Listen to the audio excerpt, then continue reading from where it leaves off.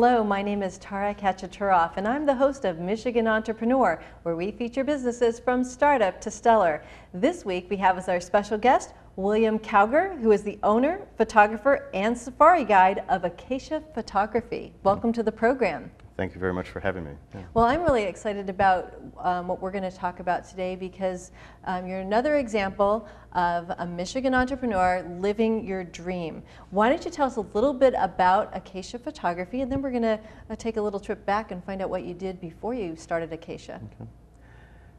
Acacia Photography, living my dream is getting paid to follow my passion, which is photography.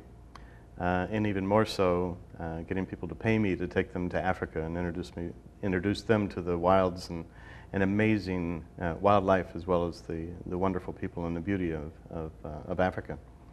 In between trips, I do commercial photography for large organizations, and a lot of food, a lot of architecture, as well as anything related to marketing, which includes products and people and their premises. Now, what did you do before you started Acacia Photography? I spent 30 years as a computer nerd.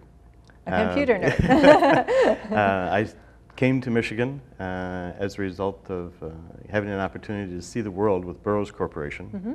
At the time, they were the third largest computer company in the world. In the first 3 years with them, I traveled more than 1 million miles in 43 countries.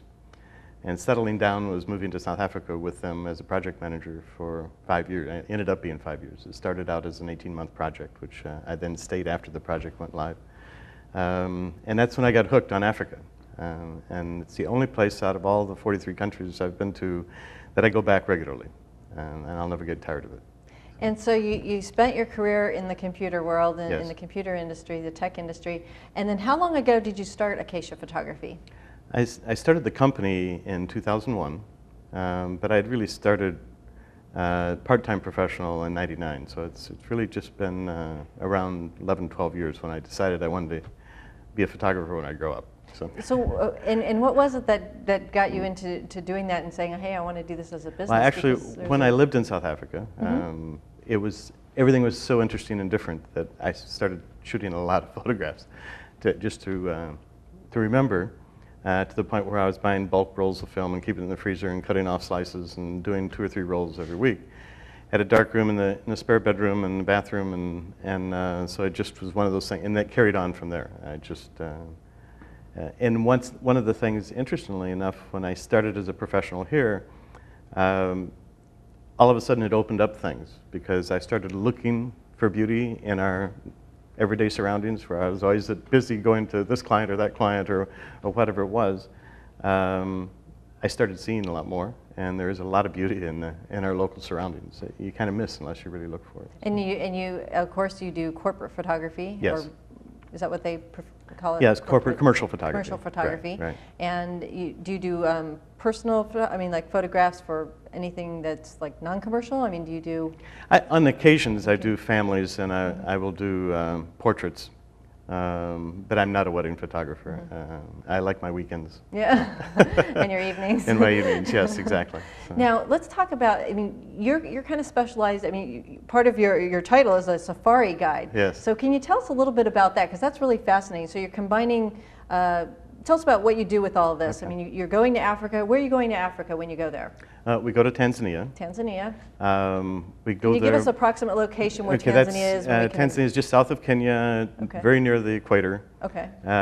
Marketing-wise, Kenya's done a better job of marketing their safaris than Tanzania has. Kilimanjaro is actually in Tanzania, not in Kenya. The Serengeti is actually in Tanzania, not in Kenya. The ecosystem is so healthy. There's 1 million more large mammals today than there was in 1960 in the Serengeti ecosystem. It includes the Serengeti National Park and several other reserves spread around it. The people are so friendly, and the location is absolutely safe and stable, and lovely people that just love having us there. So it really does make it very fulfilling. Now, why Tanzania? Why did you select going there?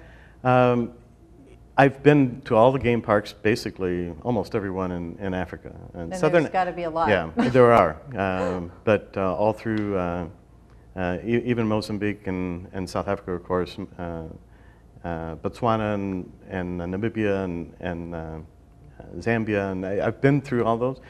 They're very seasonal. The Serengeti is a huge ecosystem, and you go wherever their herds are in their natural migration. So you can go year-round.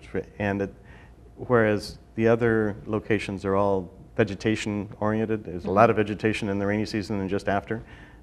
Even after the rainy season, the Serengeti is more like Kansas than it is a jungle, and as a result, you have incredible viewing year-round. It really doesn't make any difference. We just go wherever the animals are. So you take groups of people I take there? groups of people. Initially, now, are they all photographers? Well, initially I thought that was my market, and I oriented it purely to photographers. I still orient it largely to photographers, and the way I do that is I know where we go and where to be at the right time.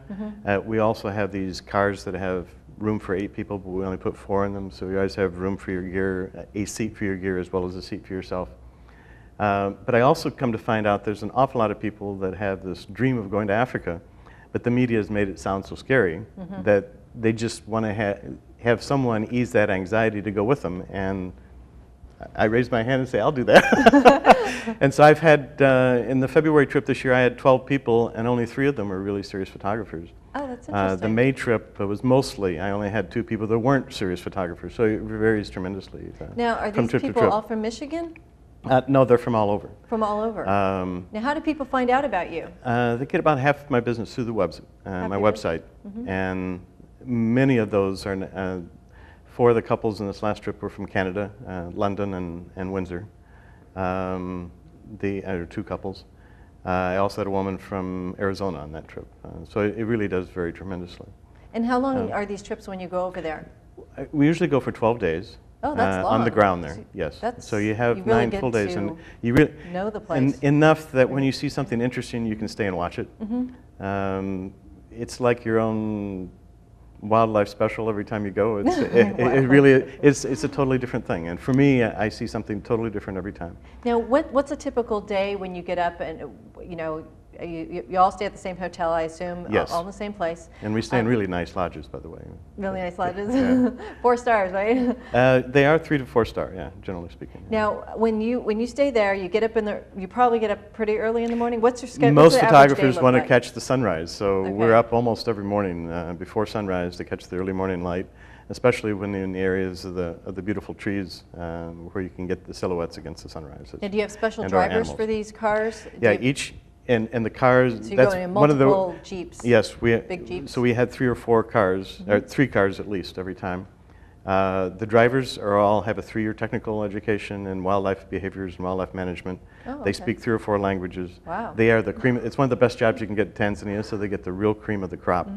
They're brilliant, and they have eyes that you just can't believe. They see stuff from a mile away or 2 miles away, and they'll slam on the brakes, and off we go. And it's just an amazing experience. They really are wonderful. So yeah, they have all the experience in the ecosystem and the history and the geology and the ecology and all that kind of thing that through their education.